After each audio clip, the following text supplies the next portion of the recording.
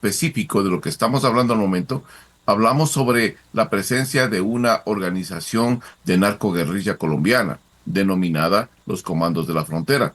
Esta es una organización que pertenecía a las FARC con otro nombre, era el Frente 48, que luego se cambió de nombre porque absorbió la Construc. Luego, pues, se cambió también de nombre, se denominó la mafia, así lo conocían en diferentes partes de la geografía colombiana y ecuatoriana. Y finalmente, pues, se quedó con el nombre de Comandos de la Frontera. Pero esta organización viene desde mucho tiempo atrás, no es reciente, tiene aproximadamente unos 4 años de penetración en el territorio nacional. Y han habido campamentos que las Fuerzas Armadas han logrado destruir de esta organización, donde encontraron volantes y también armamento y pertrechos. Había también presencia de estas organizaciones en los poblados de Puerto El Carmen, Palma Roja, Quipixca, Tarapoa, por citar algunos cascales, por citar algunos de los sectores donde esta organización ya hacía boleteo y hacía también presencia física. Eso fue hace algún tiempo atrás, donde vivían de las extorsiones y vivían también del cobro de estos impuestos o vacunas que ellos llaman. Posteriormente comenzaron a trabajar en lo que se habían especializado, el narcotráfico, y controlaban parte del corredor amazónico que atraviesa desde el sector de Mocoa, Puerto Asís, Lago Agrio, pasa directamente hacia Baños, que es una ciudad bisagra, y de ahí se redistribuye para el país. Pero apareció otro elemento importante para fortalecer la economía ilegal de estas organizaciones, y era la minería ilegal. Y dentro de la zona oriental hay un sinnúmero de sectores de explotación minera ilegal, pero uno que concentra la atención es el que se forma en un triángulo de las provincias de Napo, Orellana y Sucumbíos. Justo en el límite provincial de estas tres, donde se forma este triángulo, pues hacia allá se dirige el río Punino, y es una zona en donde verdaderamente se ha depredado el medio ambiente, una zona inaccesible, y en donde pues gran parte de estas organizaciones han hecho su modus vivendi. Solo para que tengan una referencia, hace unos 3 meses atrás, la onza de oro costaba 2.200, $2.300. En la actualidad, hace unos días atrás, la onza de oro está al momento en $3.500. Solo en 2 meses eso se ha potencializado. Entonces, calculen ustedes los beneficios que tienen estas organizaciones delictivas en la explotación de la minería ilegal y la salida de eso. Otro aspecto que es importante para comprender la magnitud del problema. Si a una persona le capturan con droga, con una cantidad de droga, va a parar 15 años a la cárcel. Si le capturan llevando oro, no puede justificarlo, pues son máximo 5 años. Entonces, hay que modificar también las leyes, hay que modificar los escenarios, y hay que evitar que se sigan formando estos santuarios delictivos a nivel nacional. Creo que ese fue el enfoque inicial. Ahí, posteriormente, pues la participación de las Fuerzas Armadas al tratar de ir a erradicar este tipo de campamentos generó que una patrulla de las cuatro que tenían la misión de ir a desarticular y destruir estos diferentes campamentos mineros, pues una patrulla cae en una emboscada o en un combate de encuentro cuando se aproxima y toma contacto dentro del campamento guerrillero. Entra al campamento guerrillero, comienza a destruir las cosas en el campamento guerrillero, e inmediatamente tiene una respuesta de esta organización, los Comandos de la Frontera. Ellos han manifestado públicamente que no son, pero las evidencias encontradas en el campamento, los muertos que están ahí al momento, dos más, que han aparecido el día de ayer en el transcurso del rastrillaje que se está haciendo, pues nos dicen claramente que es parte de esta estructura colombiana denominada los Comandos de la Frontera. Hay una cosa interesante, que las autoridades no le han prestado atención se han hecho de la vista gorda. Es que esta organización, los comandos de la frontera, trabajan tercerizadamente para dos cabezas. La una es la Segunda Marquetalia, un grupo de Colombia que nace también de las FARC como una disidencia. Y el segundo, el que más debe preocuparles tanto a Colombia como a Ecuador, es que trabaja para una protomafia denominada el Comando Bermelo, que ya está en territorio ecuatoriano y también en territorio colombiano. Así lo determinan reportes de inteligencia de Colombia y reportes de inteligencia de Brasil. Esto que les estoy manifestando lo vengo diciendo desde hace 4 años y las autoridades no le han prestado la menor atención y ahora vemos los defectos de esa inacción. 8:42 minutos. Coronel, usted ya usó una parte de esta importante entrevista que llevamos a cabo hoy.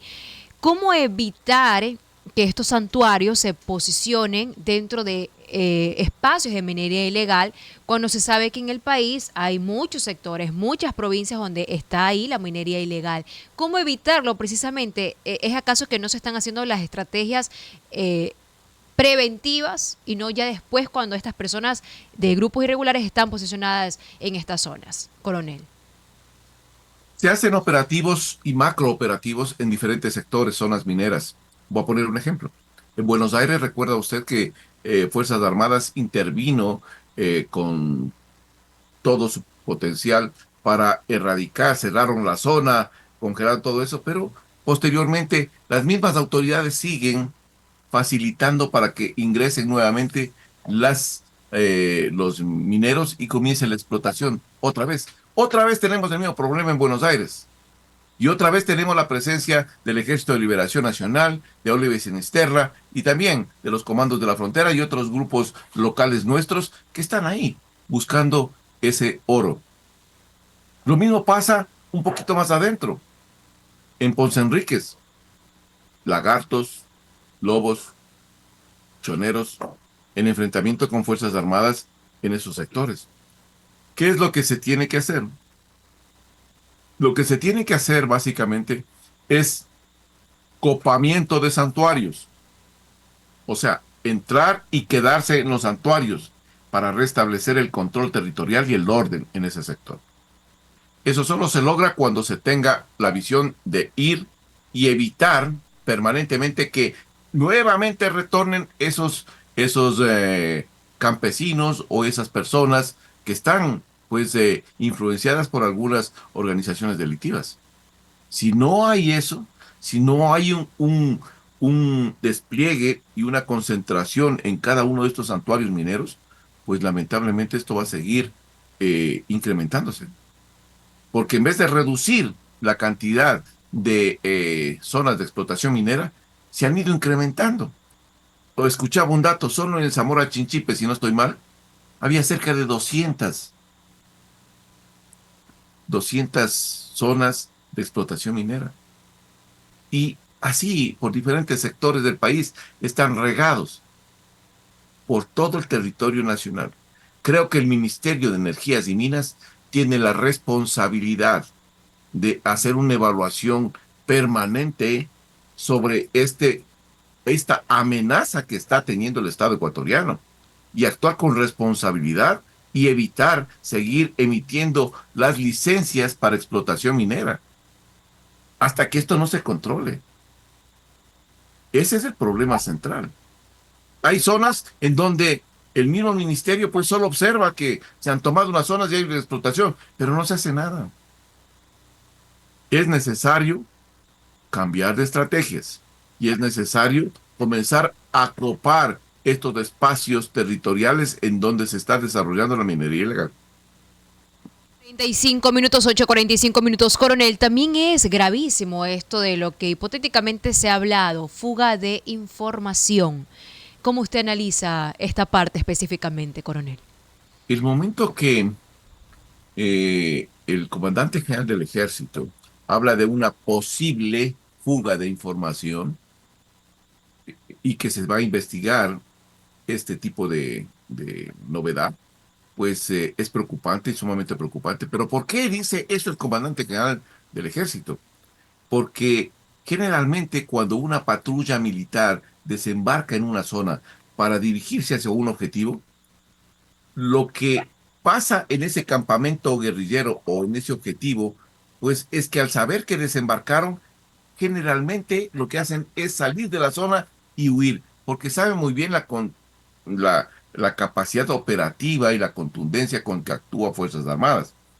Pero cuando usted tiene la información desde mucho tiempo atrás de que le van a ir a visitar en su campamento guerrillero, usted prepara esa zona para una emboscada y para hacer combates de encuentro, para golpear a esa fuerza que se aproxima.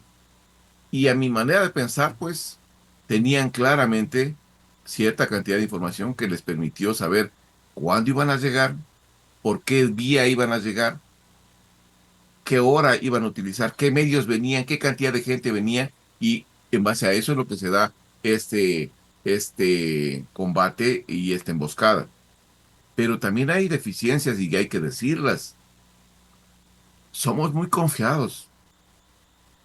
Generalmente cuando se hace este tipo de operaciones, lo que se tiene que manejar son, pues, drones avanzados con cierto tipo de dispositivos para poder tener un escudriñamiento de la zona, sondas de calor. Hay también otro tipo de acciones que se tienen que tomar. Por ejemplo, el acompañamiento con helicópteros artillados. Esto es vital e importante.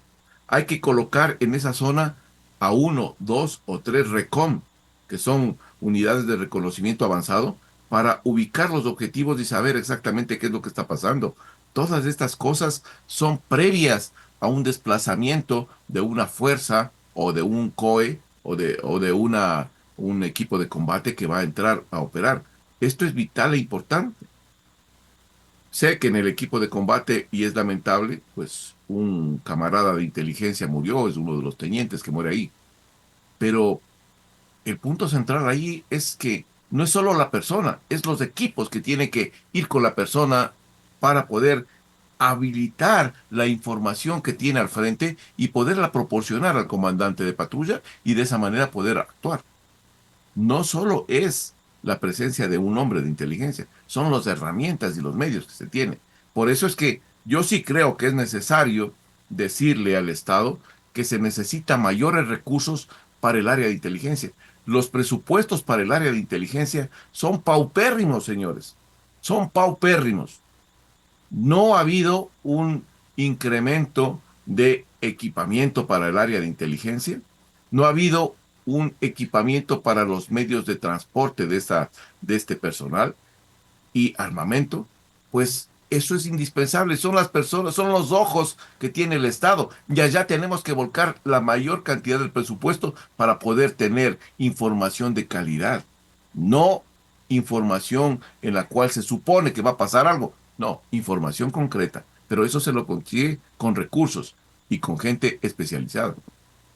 8:49 minutos, coronel. Si no me equivoco, estaba acordándome hace unos minutos cuando se hizo la consulta popular con el presidente electo Daniel Noboa. Dentro de sus cuestionarios o borradores que envió a la Corte Constitucional también estaba la de preguntarle a la ciudadanía si estaba de acuerdo en erradicar la minería ilegal y, por supuesto, pues combatir el crimen organizado. Esta me parece que no pasó a las preguntas, ¿verdad? ¿Era necesario preguntarle a la ciudadanía o qué acciones deben hacer? En este caso, el presidente Noboa, que nuevamente iría al poder, y de hecho en el debate de las elecciones anticipadas, él habló mucho de la minería ilegal y la mafia incestada dentro de estas zonas. Yo creo que esas organizaciones de mafias que están enquistadas dentro de la minería ilegal, pues el presidente de la República no tiene que demorarse con las consultas populares, porque ¿qué le vamos a consultar al pueblo ecuatoriano? Si queremos eliminar la minería ilegal, todo el mundo va a decir que sí, pero necesitamos tomar acciones concretas. Y las acciones concretas es darle más capacidad operativa a las Fuerzas Armadas y la Policía Nacional para que entren en estas zonas mineras y verdaderamente restablezcan el orden y el control en este sector. Se clausuren ese tipo de instalaciones y se pueda normalizar el tema, pues, minero que tiene las licencias correspondientes y que están verdaderamente acreditados. No así las otras personas. Pero también hay que revisar todas estas acreditaciones. En sí, la minería ilegal, la minería como tal, es un negocio y un negocio muy lucrativo. Solo el año anterior, si no estoy mal, o que a principios de este año, reportó 1.300 millones de dólares de empresas supuestamente mineras que sacaban dinero, oro al exterior, y pues ninguna de ellas tenía, gran parte de ellas, por supuesto, tenían una responsabilidad directa en el campo minero, eran panaderos o tenían alguna, o sea, en otras palabras, empresas fachada. Todo eso se tiene que revisar porque es importante hacer una limpieza para poder restablecer el orden en estos sectores. No solo es entregarle la responsabilidad de control a las Fuerzas Armadas, que lo está haciendo, también es el resto del Estado y el resto de las instituciones contribuir para que esto no se dé. Pero para eso es necesario tener una visión integral de país y una visión integral del problema que tenemos, el problema minero, que al momento se constituye en el segundo elemento de recursos ilegales para el crimen organizado. 52 minutos. Estamos en entrevistas con el coronel Mario Pazmiño, analista en defensa y seguridad. Coronel, si bien es cierto, este tema nos ha llamado la atención y creo que la mayoría de ecuatorianos estuvieron ahí pendientes, unos apenados, conmocionados, cruces de emociones, porque se tratan de militares de nuestro país, de las Fuerzas Armadas. Pero ya han habido, pues, coronel, asesinatos anteriores dirigidos hacia alcaldes, funcionarios que están en zonas de minería ilegal. Es correcto lo que usted dice. Esto no es la primera vez. Nos llama la atención porque es una masacre cobarde hacia el personal militar que estaba en una operación militar, sí, y eso causó un gran revuelo no solo nacional, sino también internacional.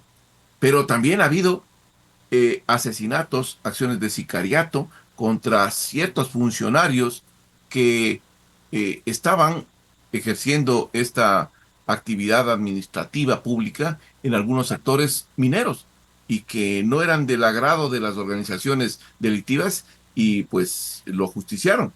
Ha habido diferentes casos en la Ponce Enrique, allá mismo en ese sector, en Orellana, en el sector de Punino. Recuerde usted que días, no, meses atrás, si no estoy mal, un año atrás, falleció ahí un mayor de la policía y unos sargentos cuando trataron de impedir una balacera que estaban dándose por ahí entre estas organizaciones. Entonces, esto viene desde mucho tiempo atrás. Por eso digo nuevamente, es necesario, es necesario comenzar a tomar conciencia de que estos santuarios tienen que ser controlados y eliminados. No se puede permitir que esto siga pasando en el país y que las consecuencias no solo las lleven personal militar y policial, también la población, porque a veces hay en este tipo de enfrentamientos daños colaterales y los daños colaterales, los principales son de la población y allá pues vemos lo que puede estar pasando. Por lo tanto, creo yo que es importante que se piense, pues, el presidente de la República lo ha manifestado, que quieren pues revisar el tema de la Constitución, quieren ver un marco legal que permita verdaderamente transformar el país. Yo creo que esto es importante, pero una consulta popular para una nueva asamblea constituyente o para una asamblea constituyente, pues eso va a ser muy engorroso. Lo que sí tiene una herramienta rápida el presidente de la República son las reformas parciales de la Constitución. Yo estoy y soy de las personas que cree que ese tipo de mecanismo es el que va a brindar soluciones rápidas para este sinnúmero de deficiencias que tenemos legales y que se necesitan y se requieren para establecer normas, procedimientos mejores con relación a la seguridad que tiene el país. 8:56 minutos. Hemos dialogado con el coronel Mario Pazmiño, experto en análisis internacional de seguridad y defensa y también exdirector de inteligencia. Muchísimas gracias, coronel, por el espacio que nos ha dado el día de hoy. No, gracias a y por su ustedes, muy experticia. amables, un buen día. Buen día, coronel.